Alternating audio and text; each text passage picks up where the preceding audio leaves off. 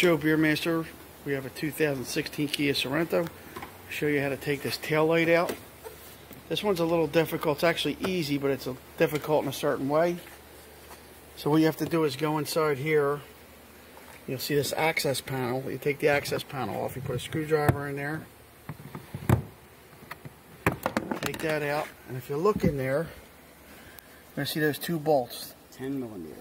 10 millimeter. You take them off. Nuts. And this is what it looks like. There's two 10 millimeters and then there's two push pins. But once you get that loose, these push pins are very difficult to get out. So we're going to show you how to do that. So let's get them 10 millimeters out.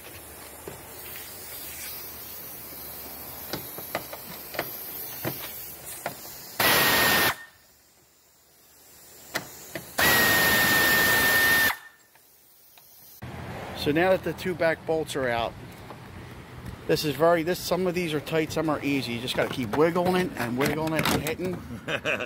Now that one popped out pretty quick. But let me tell you, I've already had it out, but the first time I took it out, it was very difficult.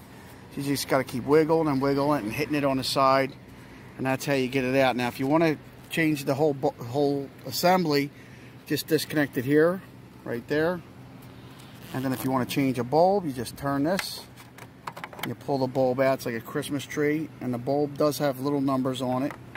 Or you can call your local supply house and tell them what it's for, and they'll supply you with the correct bulb.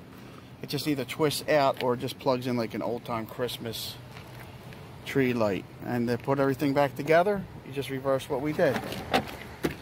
And that should help. Joe Beermaster, thanks for watching.